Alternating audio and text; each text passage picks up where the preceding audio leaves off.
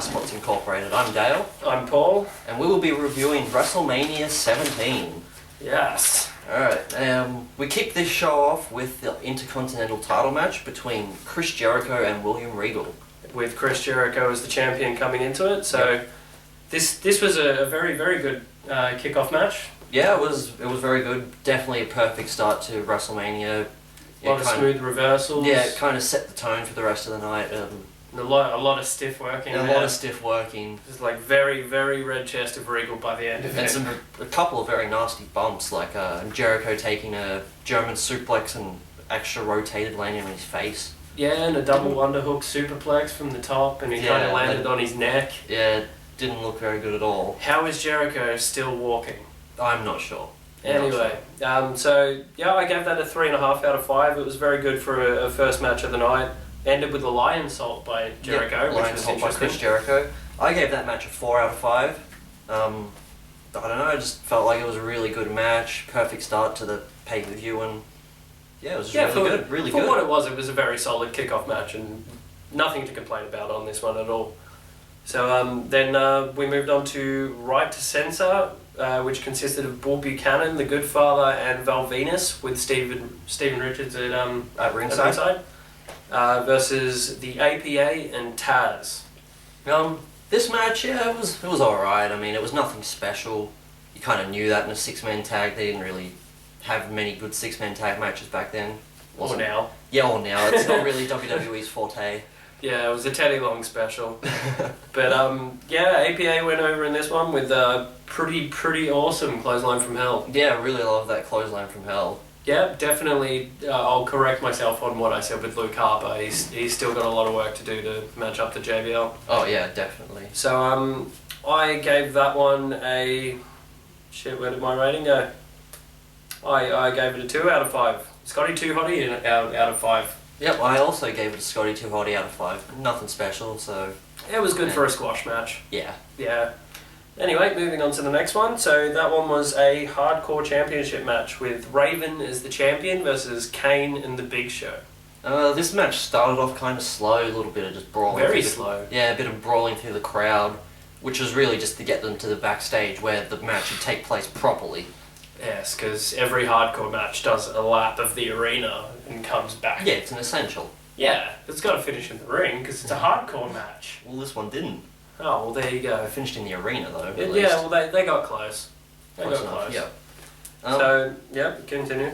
Yeah, this match, it was a very good match. There was quite a few interesting spots there. Some crazy spots. Yeah. Raven got thrown through a glass window. And Big Show and Kane went through a door and a wall and... And then I believe it was Big Show tried to lock himself in a cage with Raven, and then Kane just came up and just destroyed that lock. Oh, destroyed as in, like, just lifted and got in there. It was clearly meant to put up a little bit more resistance than that. Anyway, so, yeah, I gave... Actually, there was more spots than that. They used golf carts and stuff. Yeah, that was quite hilarious. Yeah, it was crazy. They actually had, like, an inadvertent crash with Big Show and Raven. Yeah, kind of falling into a bit of a ditch. That was quite funny. Don't think it was meant to happen. No, it definitely wasn't. No. And then Kane jumps on the golf cart with the ref, chases them down with the golf cart, and runs Raven's leg over. Yeah, so it looked pretty bad. It did. Pretty much sums up the Attitude Era right there, eh? Definitely. Yeah, so that one ended up with Big Show was gorilla pressing Raven on the edge of the stage. Got a big boot from Kane. They both took a pretty nasty looking bump through some sort of stage stuff setup thing that they for put them to smash through. Yep, and then Kane dropped a big leg drop onto I don't even know who. I believe it was Raven. Might have been, but it was just kind of a pile of bodies. He was kind of just leg dropping the middle of them. Yeah. Yeah. Yeah. I mean, we couldn't see who he actually landed on, so it doesn't really matter. We didn't even get to see who he pinned, I don't think. I think he pinned Big Show. I'm not sure, but... Well, then maybe he hit Big Show. Who knows? Yeah, no one knows. He just jumped on them. It was a big red leg drop. Anyway, so, yeah, I gave that one a 4 Horsemen out of 5. It was very good for a hardcore match. Yep, I gave that a 4.5 horsemen out of 5. Yeah, very good hardcore match. Probably one of the better ones that Very I've well ever put seen. together. Yeah, very well put together. Because usually it's kind of a bit of clusterfuck of just spots. Yeah. High spots. Anyway, moving on to the next match. So that one was Eddie Guerrero versus Test for the European title. Test was the champion going into this one. Yes. Noticed about halfway through the match, Test got legitimately caught in the ropes. His leg got caught between the top and middle rope, and it looked quite painful because... Yeah, the ref and Guerrero had to help him. And they even struggled to get him out. Well, he is a big dude. It probably would have been pretty tight in there. Yeah, there was a lot of work in the leg after that, and Test hit an absolutely huge power bomb, which I'm surprised didn't knock Eddie Guerrero out. Yeah, it was a very underrated worker, Test. Like he kind of got a little bit of a push and then just kind of got just squashed. kind of fizzled out. Yeah, it was a bit of a shame. Eddie Guerrero ended up going over in this match with an unseen title belt shot to the head, which was one of many unseen things in this match. The rest, and some things even seen. Yeah, I don't even think that peripheral vision was a thing for this ref. No, apparently not. I think he might have been the ref from SummerSlam. I don't think so. That was Charles Robinson, wasn't it? I was joking. Well, it might have been. It actually might have been, so who knows? I don't know, Charles Robinson's been around for a while, so... Yeah, that was a decent match. Liked the finish, liked Eddie going over, becoming the new champion. Lie, cheat and steal, man. Yep. It's exactly what you want out of Eddie. I gave that a 3 out of 5. They could have done a lot better, but they put on a pretty solid match. Yeah, I gave it a Scotty 2.5 out of 5. It could have been a lot better, just considering the two, because like I said, Test very underrated, and we all know Eddie Guerrero is fantastic. Yeah, absolutely amazing. Fantastic. It's a little weird to think that both of these guys have already passed away, and it's quite unfortunate and kind of weird to watch, but yeah. Moving on to the next one, we kind of have a bit of a the same problem. Bit of the same thing. This is Kurt Angle versus Chris Benoit. Yeah. So as we said, Benoit's passed away. Angle's doing his thing in TNA. Still on top. Yeah, somehow. Kurt Angle, man, fucking cyborg. Absolute legend. Absolute legend. So I gave this one a 4.5 horsemen out of 5. This was a fantastic wrestling match.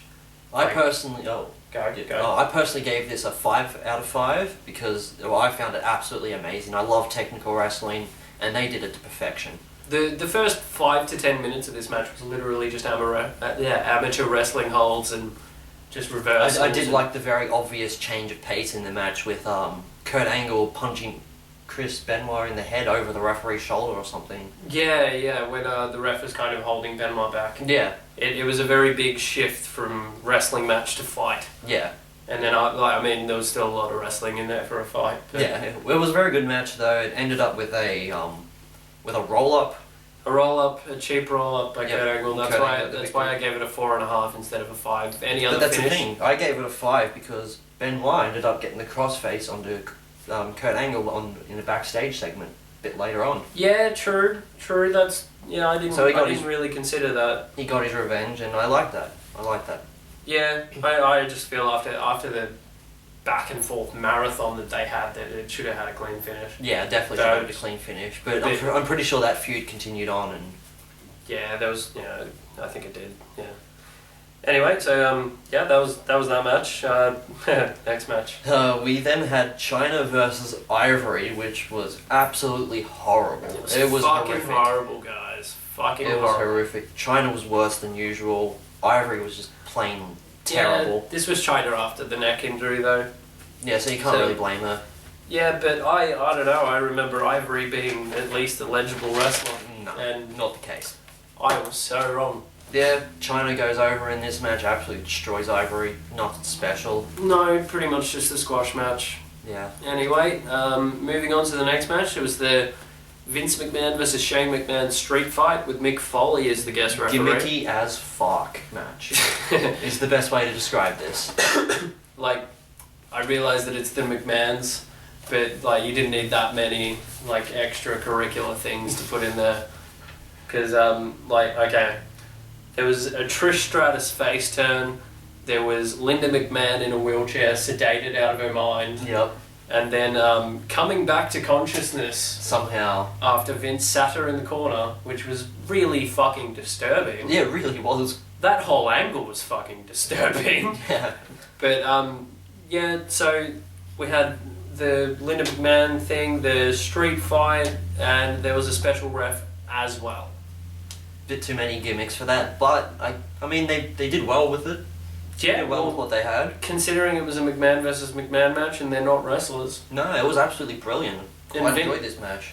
For people like, I mean, Shane doesn't have to take bumps, he's rich as fuck. Vince is the fucking owner of the company. He doesn't have to take bumps. He doesn't even even have to wrestle. He doesn't even have to be known. No. Like, he didn't even have to be a character, guys. But they put on quite a show. You can tell their love for the business just based on the bumps and even just putting themselves out there like that. Yeah, because like Amazing. Shane McMahon went through that announce table and he almost died. Yeah, I know, that was crazy. It looked horrible. And then Vince took that coast to coast and that looked Yeah, pretty even legit. that looked pretty bad. You could see his head spring forward and whip back. It was quite brutal. Yeah, so for the fact of what it was, I gave that a 4 horsemen out of 5 because they did very, very well with what they had. Yep, I also gave that a 4 horsemen out of 5. I liked that Shane went over. As he should. Yeah, as he should. It wouldn't be very believable if Vince beat Shane. No, not really. No. But Not at all. so what did you give that one? Yeah, I gave that a 4 out of 5. Oh, sorry. Alright, so moving on. So, what do you even say? What do you even say about this? I don't even know where to start. We should probably mention what match it was. Yeah. So, it was the TLC 2 match between the Hardys, the Dudleys, and Edge and Christian. Absolutely killer of a match. So, I believe the Dudleys came in as champions. Yes, I'm pretty sure they did. Yes, they did. Yeah. Yeah, I really don't even know where to start with this match. All 6 guys, fucking went all out in this. Put on an absolute performance of a lifetime. You'll never see anything like that again. It was an absolute spot fest, and the fact No one's complaining. Yeah, but the fact that I don't remember anyone being injured. Yeah, no one was terribly injured, which was a big surprise. The fact that Jeff Hardy didn't break his fucking back. On 3 separate occasions, or at least 2. What was the third one? I can't remember, to be honest. There was a swanton off of a sizable ladder. A very sizable ladder. out on the side of the ring on was Rhino and Spike, or I think it was Rhino and Devon. Yep, either way, 2 people through a table off a fucking massive ladder. And then he took that spear from Edge while hanging from the title belts, which, I mean, that's cemented in history, that image of just Hardy and Edge falling to the ground. Just all the flash bulbs. Yeah. That was awesome. Just you could see as people started to realise that Edge was climbing up the ladder, the whole crowd just went up. Yeah. They was like, some crazy shit's about to happen. This match was... There's literally no other way to describe it other than holy shit out of 5. So that is definitely what we were rating it. So anything over a 5, it's holy shit. And this was truly deserving of that rating. Yes, and we didn't mention one of the biggest spots towards the end. When, so Rhino tipped over the same ladder, I believe. Yeah, the big ladder. Yeah, the big ladder. Swantoned off. Yeah, the big ladder was put in the middle of the ring, and Bubba Ray and Matt Hardy were climbing, and Rhino pushed that ladder, and they went through 4 tables. Yep. And you could see the look on Bubba Ray's face. He was shitting himself. Absolutely shitting himself. Which you can't blame him. What goes above high spot? Because that's not even a high spot. That's just just ridiculous. That's just fucking suicide. Yeah, that's just ridiculous. They literally exploded tables. Yeah, it was... The tables didn't break. They fucking shattered. They exploded. It was quite mental. But so Edge and Christian went over in this one with assistance of Rhino. Yep. I think it was he. Kind of like a piggyback Christian up. Yeah, up the ladder. They have a very good record in TLC. Yeah, they do. I'm pretty sure they won all, if not most. Yeah, and even Edge by himself. Yeah, Edge by himself. Edge in TLC matches was very protected. Yeah, he's like the Cena of I Quit matches to TLC. Yeah, pretty much. Alright, yeah. We then had the Gimmick Battle Royal, which was absolutely terrible.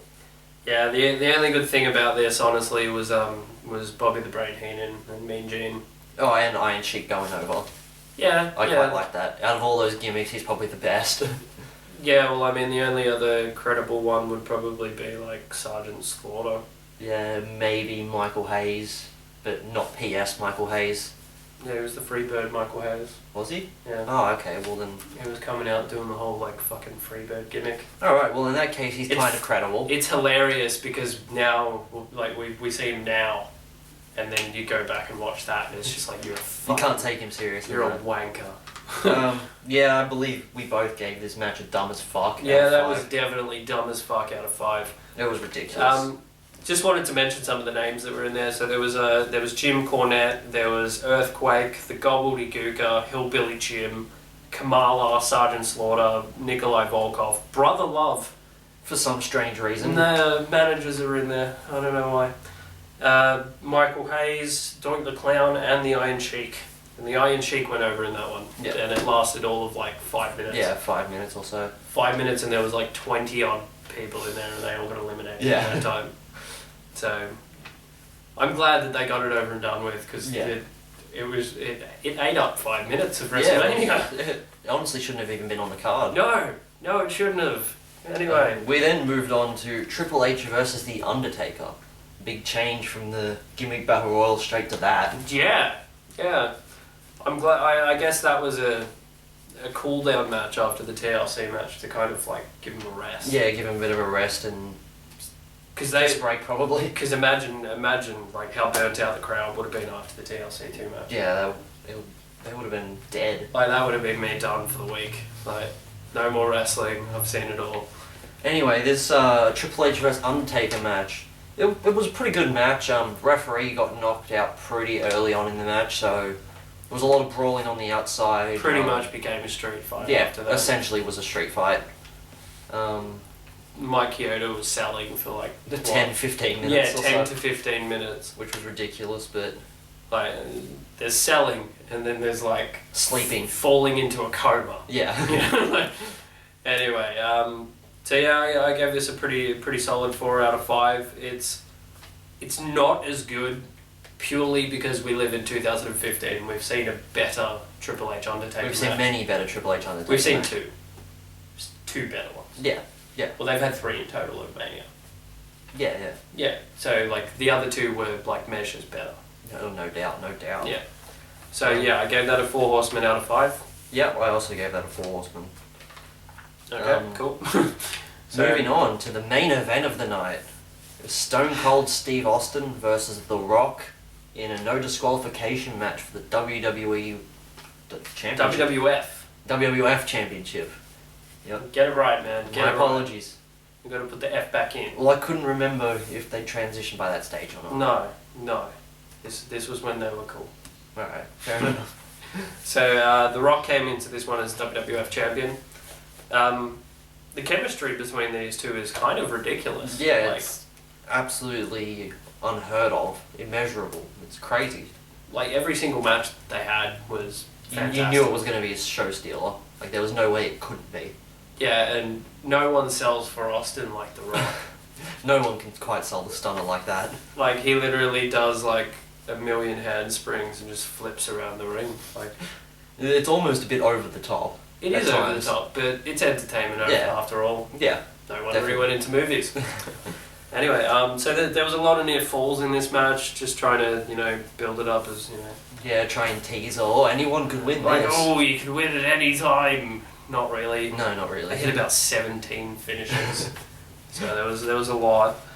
There was a lot of exchanging sharpshooters as well which The Rock does horribly. Yeah, considering The Rock is the one that technically that's his move. Yeah, out of those two. Yeah. Out of those two, that's technically his move. Austin does 10 times better of a sharpshooter. Absolutely, couldn't agree more. The only reason that The Rock sharpshooter looked even remotely good was because Austin can sell like a motherfucker. Yeah, exactly. For Austin. And that's just a credit to Austin. No doubt. Anyway, go. Well, this match ended up with a Stone Cold heel turn, which took the crowd a bit to realise what was actually going on. But once they did, the heel heat was pretty intense. They were really, really confused when McMahon actually made his run in. Yeah, like no one understood what was going on. Even the commentators, yeah. Even after Stone Cold had said like 3 or 4 times for McMahon to hand him the chair, the crowd still didn't know what was going on. And even Paul Heyman was like, oh, he's put aside his hatred for Vince McMahon. He probably should have said he's aligned himself with Vince McMahon. Yeah, but I think it was that outlandish of a swerve that not even the commentators knew what the fuck was going on. Yeah, I can totally agree with that, and because I mean it didn't actually seem to sink in for the crowd until the handshake after the match. Yeah, no, they didn't notice till that. And I mean even then I feel that there was a lot of people waiting for a stunner. Yeah, they were all waiting for he's gonna stunner him, it'll be all fine. And then he'll have been like, haha, suckered you in and I won the title. One thing I did like was the finish to the match itself, how Austin got the pin after absolutely annihilating The Rock with a steel chair. I like that. Well, I mean, that's one way to get him over as a heel. Yeah, exactly. Just absolutely destroy a chair on the biggest babyface in the company. Definitely. Apart from him. Obviously. And the fact that he got the pinfall off that, it's not that picked him up and stunned him afterwards. No, it was just straight after. Yeah, it was brilliant. Love that move. Very, very straightforward. Yep. Very well done by them. I gave that match a 4 out of 5. I think the heel turn at the end, not the heel turn itself, but more the confusion from the crowd and commentators kind of ruined it a little bit. But besides that, it was an absolute brilliant match. Yeah, I gave that a 4 out of 5. I thought it was a fantastic match, apart from the fact that the overuse of finishes for one. Yeah, that doesn't help. And obviously the heel turn. I'm not a big fan of the Stone Cold heel turns. Yeah, I was a fan of the heel turn, but just the confusion from the crowd kind of ruined it. Yeah. I feel. Yeah, I don't think it was the time nor the place to put Stone Cold over as a heel. Probably not. I mean, it was that. Was he ever more over than then? Don't think so, no. Yeah. Maybe in 98, 99. That's my point. Yeah. You didn't turn Hogan heel until he was stale as fuck. Yeah, exactly. Until he went to WCW. Exactly. Alright, the pay-per-view overall was probably one of my favourite WrestleManias I've ever seen. I gave it a 4.5 out of 5. Very, very good. I think this is probably legitimately my favourite WrestleMania. It probably is, but I feel like I haven't seen all of them, so I can't judge. Yeah. Yeah, well, I mean, I've probably seen a good 18 to 20 of them. Yeah, so I've seen about maybe 13 to 15, so... Yeah, so out of that 18 to 20 of them, I feel it's probably my favourite one. Yeah, I definitely can agree with that. And it's got arguably my favourite match on the card with the TLC 2 match. Because I'm a huge Hardy Boys fanboy. So. Yeah, I'd say that's probably my second favourite match. I love it, Can't get much better than that. Yeah, a few other of my top 5s are just the other TLC matches, so... Fair enough. It doesn't really make much of a difference, does it? No, not at all. Alright, so, overall 4 out of 5, I reckon. Yep. Yeah. 4.5 out of 5 for me. Yep. Alright, so that'll wrap it up for our review of WrestleMania 17. So, we've kind of come to a conclusion as to what we're going to do with this series of reviewing past pay-per-views. So what we're calling it is Review Roulette. So at the end of each of our reviews, we'll pick a random pay-per-view out of a hat. This hat, actually. Yep, and that'll be what we review next time. So, you want to do the honours, Dan? Sure. Alright, let's see. We have got Vengeance 2006. Awesome. Alright, sounds good. I have no idea what's on that card, but that's kind of the point. You'll find out next week. That is kind of the point, guys. Alright, this will be interesting. Alright, so that'll wrap it up for this edition of High Spots Incorporated. Thank you for watching. Like, rate and subscribe. Also, there'll be a link to Corey Burton's channel, who did the intro and outro track for us, in the description box, so check him out as well. And we'll see you next time. Alright, see you guys. If you mess with me